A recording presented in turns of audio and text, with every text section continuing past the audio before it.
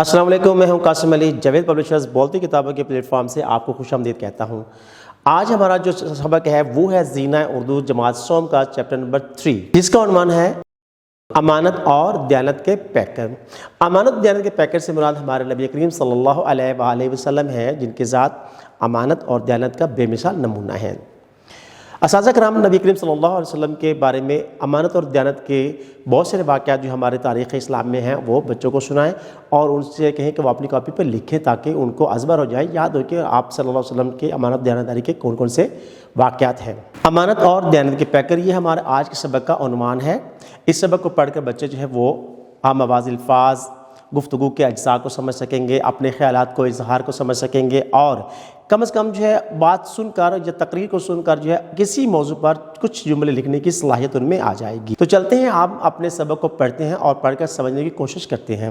حضرت محمد رسول اللہ صلی اللہ علیہ وآلہ وسلم امانت داری اور دیانتداری میں اپنی مثال آپ تھے۔ دوست، دشمن، اپنے پرائے، چھوٹے بڑے، سب حضرت محمد رسول اللہ صلی اللہ علیہ وآلہ وسلم کی امانت داری اور دیانتداری کو مانتے تھے، اور آپ صلی اللہ علیہ وسلم کو امین کے لقب سے پکارتے تھے۔ نبوت سے پہلے حضرت محمد رسول اللہ صلی اللہ علیہ وآلہ وسلم تجارت کرتے تھے۔ کاروبار میں آپ صلی اللہ علیہ وآلہ وسلم انتہائی امانت داری سے کام لیتے، اس لیے آپ صلی اللہ علیہ وآلہ وسلم کی تجارت خوب پھلتی پھولتی تھی۔ حضرت محمد رسول اللہ صلی اللہ علیہ وآلہ وسلم کی امانت داری اور دیانتداری کی وجہ سے حضرت خدیجہ رضی اللہ تعالی عنہا نے اپنے مال تجارت آپ صلی اللہ علیہ وآلہ وسلم کے سپرد کر دیا تھا۔ اس پیراگراف میں ہم نے پڑھا کہ نبی کریم صلی اللہ علیہ وآلہ وسلم کسی بھی چیز کو فروخت کرتے ہوئے اس چیز کے بارے میں سچائی سے بیان کر دیتے تھے کہ اس کی خامی کیا ہے، اس کی خوبی کیا ہے، اور بڑی ہی جو ہے وہ ایمانداری سے گاہک کو بتلاتے تھے، جس سے آپ پر گاہک جو ہے بہت زیادہ بھروسہ کرتا اور مال خرید لیتا تھا۔ اس طرح آپ کی تجارت جو ہے بڑھتی چلی گئی۔ اس سے ہم نے یہ سبق اخذ کیا، یا ہمیں یہ سبق ملتا ہے کہ ہمیں بھی کاروبار کرتے ہوئے جھوٹ کا سہارا نہیں لینا چاہیے۔ ایک عیب دار چیز جو ہے، یہ ایک غلط چیز جو ہے، اس کو فروخت نہیں کرنا چاہیے، بلکہ ہم جو چیز فروخت کر رہے ہیں، جو بیچ رہے ہیں، وہ پوری ایمانداری سے اس کے بارے میں بتلا کر گاہک سے پیسے وصول کریں۔ چلتے ہیں صفحہ نمبر 14 پر، اس کا بقیہ جو ہے وہ پڑھتے ہیں۔ ایک دفعہ حضرت محمد رسول اللہ صلی اللہ علیہ وآلہ وسلم حضرت خدیجہ رضی اللہ تعالیٰ عنہ کا مال تجارت لے کر ملک شام گئے۔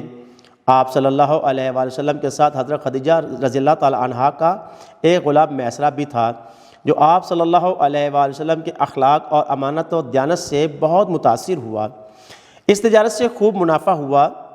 میسرہ نے واپس آ کر آپ صلی اللہ علیہ وآلہ وسلم کے اخلاق، امانت اور دیانت کے بارے میں حضرت خدیجہ رضی اللہ تعالیٰ عنہ کو نہایت تفصیل سے بتایا۔ حضرت خدیجہ رضی اللہ تعالیٰ عنہ حضرت محمد رسول اللہ صلی اللہ علیہ وآلہ وسلم کی امانت اور دیانت سے بے حد متاثر ہوئیں اور نکاح کی خواہش کا اظہار کیا۔ حضرت محمد رسول اللہ صلی اللہ علیہ وآلہ وسلم نے اپنے چچا ابو طالب سے مشورہ کے بعد اس خواہش پر رضامندی کا اظہار فرمایا، اور حضرت محمد رسول اللہ صلی اللہ علیہ وآلہ وسلم کا نکاح حضرت خدیجہ رضی اللہ تعالی عنہا سے ہو گیا۔ آپ صلی اللہ علیہ وآلہ وسلم میں امانت داری کی صفت بے حد نمایاں تھی۔ نبوت کے بعد مشرکین مکہ آپ صلی اللہ علیہ وآلہ وسلم کے دشمن بن گئے، لیکن اس حالت میں بھی وہ اپنا مال و اسباب آپ صلی اللہ علیہ وآلہ وسلم کے پاس ہی بطور امانت رکھواتے تھے۔ جب مشرکین مکہ اپنے روپے پیسے واپس طلب کرتے تو آپ صلی اللہ علیہ وآلہ وسلم ہر چیز جوں کی توں واپس کر دیتے۔ مشرکین مکہ کو حضور صلی اللہ علیہ وآلہ وسلم کی امانت اور دیانت پر پورا بھروسہ تھا، اور وہ خوب جانتے تھے کہ آپ صلی اللہ علیہ وآلہ وسلم سے بڑھ کر کوئی امانت دار نہیں ہے۔